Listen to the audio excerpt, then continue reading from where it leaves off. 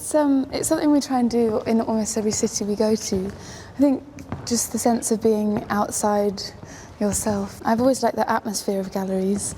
I suppose some people might think it's an unusual preoccupation for someone in the modern music business to be interested in Renaissance art. But then when I'm in this gallery, and you know, all these pictures are about emotion, aren't they? Hopeless love, compassion, the desire to fly. In fact, those are, you know, in a sense, some of your songs are about those sorts of things, aren't they? There's a lot of drama going on in this room. So what kind of things do you look for when you look at a painting? What did you gravitate towards? I guess I'm always attracted to paintings like with drama in them and passion. I mean, I like this one a lot. She looks very serene, which I think in a lot of the Renaissance paintings of martyrs they do, because it's about that sense of transcendence, of leaving the pain in your body and, you know, the spirit going somewhere better. I imagine this might be a picture that I would have thought might appeal to you because it's doing a lot of things in a way that your music does. At first, it's very, very beautiful, but the more that you look, the more disturbing it becomes. It's quite manic and it is quite disturbing. The way I saw it was a canvas for love, and then I think that's like syphilis. It is, yeah. Yes. Well, it's technically it's jealousy, but we now think that syphilis might be intended as well. And then this creature, a strange sort of half sphinxy. She seems to be holding a cake.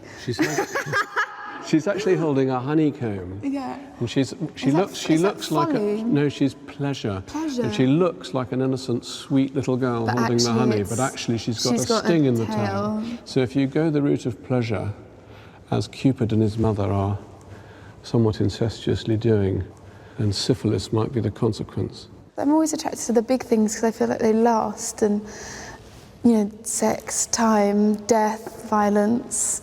There's never going to be like an updated version of death, is there? You can't get like the new death or the new updated version of love or pain. They're eternal, and I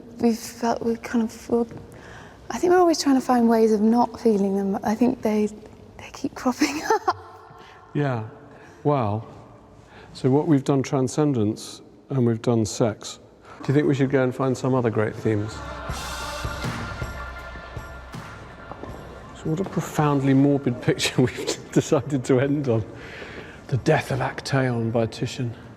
There's a bit of lust involved as well, because the hunter Actaeon surprised Diana when she was bathing, and she took revenge by turning him into a stag, and he was killed by his own hounds. It feels to me like a very personal picture.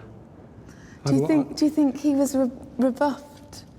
I don't know. I mean, I think it's partly Titian painting the fading memory of every beautiful woman he's ever seen and painted, but I also think he's painting... Knocking him down? Well, as a memory, or he knows he's not up to it anymore, he knows he's on the way out. It's a picture about encroaching death, isn't it? I mean, it's a picture that almost feels like autumn. It's so unlike the other pictures we looked at. You know, there's no sort of glowing marble-like flesh, and the colours are all quite rusty and autumnal, and you know, and there's no bright blues, and even the folds of the fabric seem to be sort of merging together, and it's much more painterly, I think.